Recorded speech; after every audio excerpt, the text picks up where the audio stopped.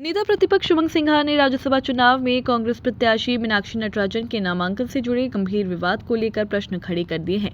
कांग्रेस का आरोप है कि चुनाव आयोग के पास हस्तक्षेप करने और समय रहते निर्णय लेने के पर्याप्त अधिकार होने के बावजूद उसकी आपत्तियों पर उचित कार्रवाई नहीं की गई, जिससे ये धारणा मजबूत हुई है कि समान परिस्थितियों में अलग अलग राजनीतिक दलों के साथ अलग अलग व्यवहार किया जा रहा है। यह मामला केवल एक उम्मीदवार या एक चुनाव तक सीमित नहीं है, बल्कि लोकतंत्र, चुनावी पारदर्शिता, कानून के शासन और संवैधानिक मूल्यों से जुड़ा हुआ है। यदि चुनाव आयोग नियमों, विधिक प्रावधानों और सर्वोच्च न्यायालय द्वारा निर्धारित दिशा निर्देशों की अनदेखी करता हुआ दिखाई देता है, तो उसकी निष्पक्षता और विश्वसनीयता पर सवाल उठना स्वाभाविक है। इसी कारण कांग्रेस ने न्याय और पारदर्शिता की मांग करते हुए सर्वोच्च न्यायालय का दरवाजा खटखटाया है। देश की जनता की निगाहें अब इस मामले पर टिकी हैं, क्योंकि अदालत का फैसला न केवल इस विवाद का समाधान करेगा, बल्कि भविष्य में चुनावी प्रक्रिया की पवित्रता, संवैधानिक संस्थाओं की जवाबदेही और लोकतांत्रिक मूल्यों की रक्षा के लिए एक महत्वपूर्ण नजीर भी स्थापित कर सकता है। कांग्रेस को, हाईकमान को, एआईसीसी को आज सुप्रीम कोर्ट में जाना पड़ा। क्या चुनाव आयुक्त को विशेष अधिकार नहीं है? चुनाव आयुक्त चाहता तो कल इस बारे में निर्णय दे सकता था। खारिज करना या एक्सेप्ट करना ये विशेष अधिकार है। कई राज्यों में आपने देखा है कि हरियाणा में क्या जब हुआ था, चुनाव आयोग ने हस्तक्षेप किया था, गुजरात में हस्तक्षेप किया था। तो आज क्यों नहीं?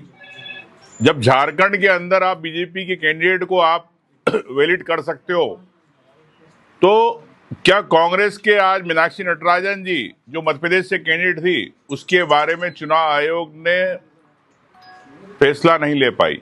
तो इससे स्पष्ट है कि चुनाव आयोग एक भारतीय जनता पार्टी का रबर स्टाम्प के रूप में काम कर रहा है। पूरे कानून के खिलाफ, संविधान के खिलाफ, सुप्रीम कोर्ट की गाइडलाइन के खिलाफ चुनाव आयोग ने कोई विचार नहीं करा। उनके रिटर्निंग ऑफिसर ने स्पष्ट रूप से बिल्कुल नियमों की धज्जियां उड़ाई। हम लोग सुप्रीम कोर्ट गए। आज हमारे वकील, कांग्रेस के वकील तनखा जी, संघवी जी, रणदीप जी, सभी लोगों ने माननीय उच्चतम न्यायालय से निवेदन किया कि इस विषय पे तत्काल संज्ञान लेके चर्चा होना चाहिए। माननीय उच्चतम न्यायालय ने कल का समय दिया है। मैं समझता हूं कि इस पे न्याय होगा, लेकिन न्याय में इतनी देरी क्यों? कई मामले आपने देखे कि रात रात तक कोर्ट चली है, 2-2, 3-3 बजे तक चली है।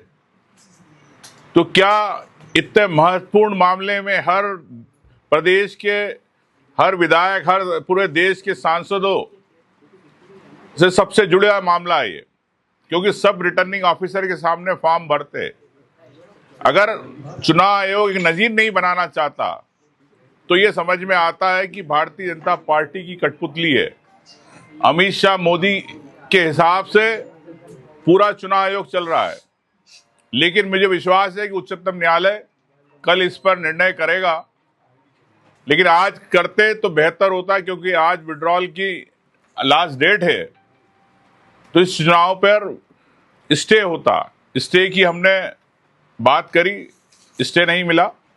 तो मैं समझता हूं कि इसमें गंभीरता से उच्चतम न्यायालय से मैं निवेदन करना चाहता हूं कि इसमें कल आप एक नजीर देश के लिए, इस प्रदेश के लिए, इस राज्यसभा सीट को लेकर रिजल्ट घोषणा ना हो, 3:30 बजे जीत के सर्टिफिकेट लेने की तैयारी कर रहे हैं। देखिए भाई, मैं कह रहा हूं कि ये आप देख रहे हो किस प्रकार से संवैधानिक संस्थाओं को रबर स्टाम्प के रूप में भारतीय जनता पार्टी काम करा रही है। जहां भारतीय जनता पार्टी बोलती है, वहां पर चुनाव आयोग सिर्फ स्टैम्प मारता है।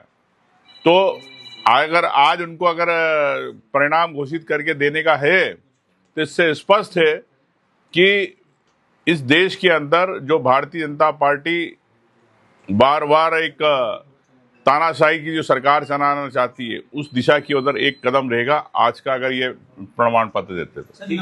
चुनाव आयोग की जो वकील है वो कह रहे हैं उनके पास याचिका नहीं आई है कांग्रेस की तरफ से, इसलिए सुनवाई नहीं।